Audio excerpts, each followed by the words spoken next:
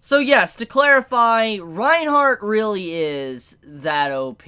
I want to make sure everybody's on the same page. I know many probably watching this episode is like, no way. Like, there's just no way a character like that exists in ReZero. But yes, that is true. Reinhardt is that strong. And I'm going to kind of clarify a few things about him. So, what was all stated about his protections or what he's good against, it really stems from his divine protection, which, Subaru was trying to explain to the characters in this episode, is that he has a divine protection that allows him to wish for any divine protection. So, in theory, if you wanted to, let's say, wish for a divine protection to protect him against a thunderstorm, he technically could. So that's the point here, is that Reinhardt is a really broken character, more so than Ainz himself, which is scary, because everything we know of when it comes to the four protagonists of the respective series, like Subaru, Tanya, Ainz, and Kazuma, Ainz is easily the most broken. And when you look at it from face value, the represented series, it looks like Overlord's verse would have stronger characters. But it's clear as day that ReZero has quite a few hidden secrets that many probably were completely unaware of, and Reinhardt is that example of a really strong character that many might not even be aware of at all.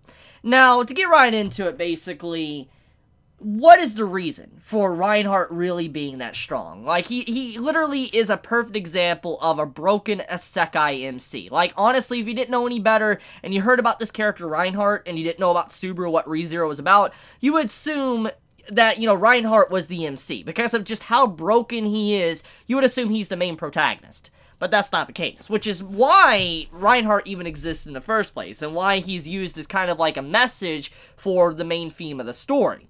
So let's look at it. When you look at our MC of ReZero, Subaru, Natsuki Subaru, he is someone that is very weak. He cannot accomplish anything by himself. He cannot do anything at all. Like, he manages to figure out things thanks to Return by Death, but overall, regardless if he finds out or not, he still has to get others to help him. He can never accomplish anything by himself. That is the main message of his character, the theme. And when you think about how Subaru was when he first entered into ReZero, his world he's currently in, he was someone that was entitled. He felt like he was entitled to everything. Like, I deserve to be OP, I deserve to be strong, I deserve to be praised, I deserve to be the hero. That's basically how he acted, how he felt. He was this immature brat that felt like he was owed everything. But then, he had a very quick wake-up call.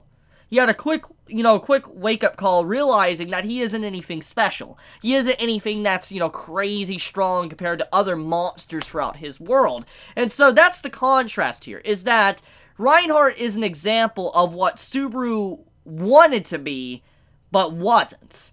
Or what most protagonists are, but Subaru is not. And at the same time, you have a man that is able to accomplish everything by himself, theoretically, depending on what divine protection he wants. While you have someone like Subaru, that obviously, if he was given a protection like that, the insane amount of power he would have would be ridiculous, but he has to do everything with the help of others to accomplish things. So it's cool, and that's the main message of what Reinhardt's purpose in the story literally is, like the message of the contrast between Subaru and him.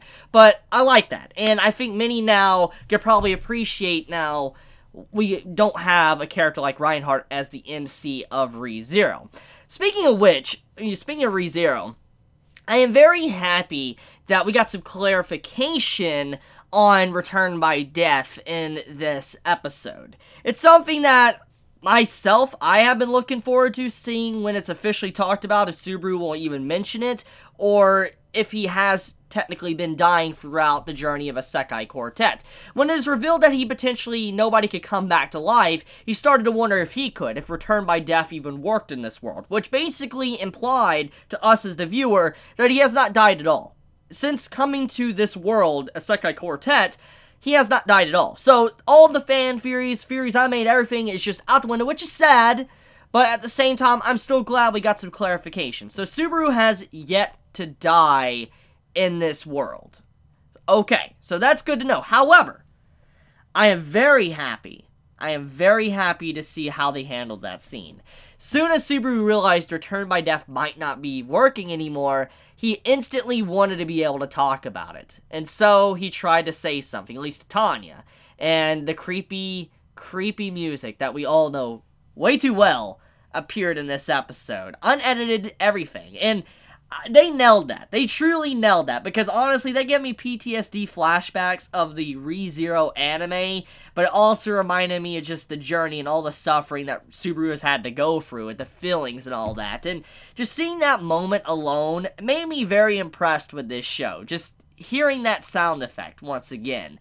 And the way Subaru had his heart being grabbed and all that, once again, is very similar to what Return by Death is.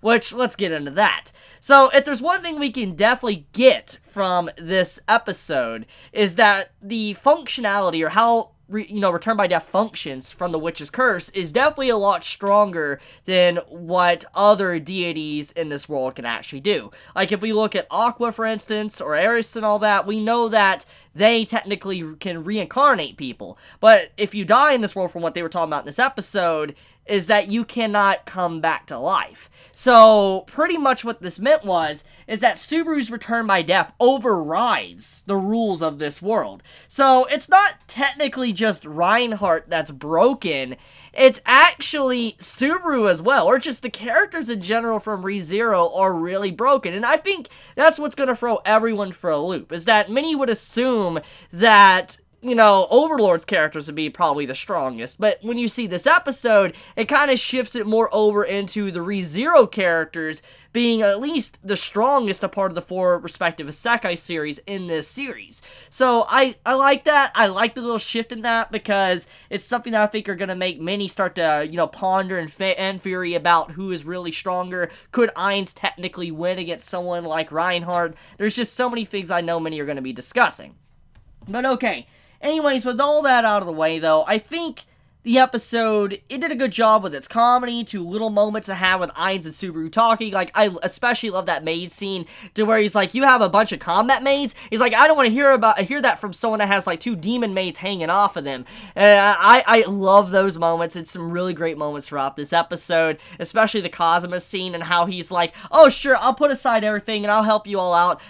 No, I'm not. I'm lazy. I love the Kazuma stuff. There's some really good moments, and so I think there's going to be a lot of people happy with this episode. And also, the end card to this episode is quality as well, which really gives me a feeling of like a Mahou Shoujo vibe. Hopefully that's not just me, but when I looked at this end card, I was like, anyone else get that feeling? Like, it kind of reminds you of like a Mahou Shoujo? I mean, Tanya easily could fit that description, and so could someone like Beatrice, so I'm like, that's something I never really expected from those 2 characters.